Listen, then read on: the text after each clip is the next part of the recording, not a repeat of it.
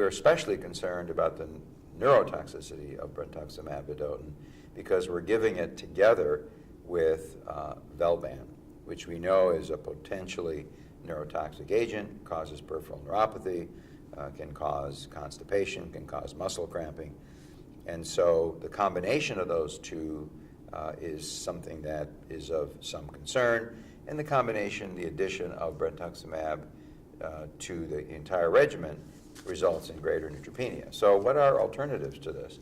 I mentioned that the Echelon study was recently published, but more recently, even perhaps I would say about 3 weeks ago, we published data from a cooperative study between our institution and a number of other institutions around the country.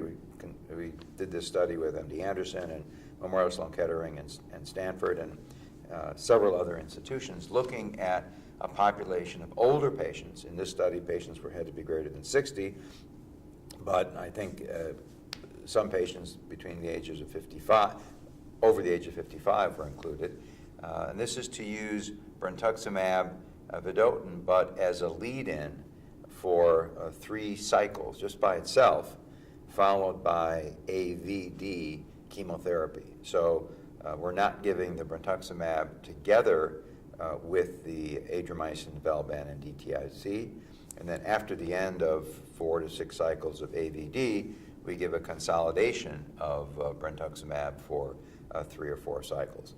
And the data were just published in the Journal of Clinical Oncology this last month and suggest that the best outcome in patients over the age of 60 that there are available in the literature to date. And the toxicity was fairly manageable, and especially in patients who didn't have a lot of comorbidities, which is always a concern in older patients.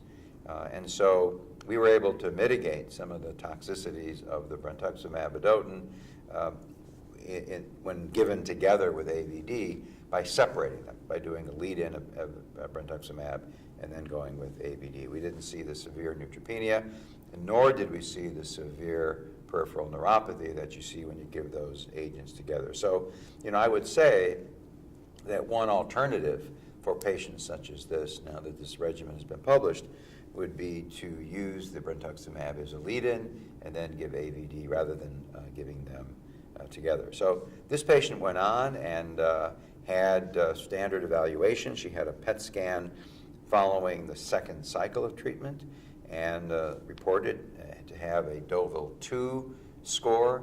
We use the Deauville score to evaluate PET scans because it's a fairly subjective evaluation, and no one has come together with a good standard approach that can be applied across multiple institutions and multiple practices, especially places where people aren't seeing that many cases of Hodgkin's lymphoma.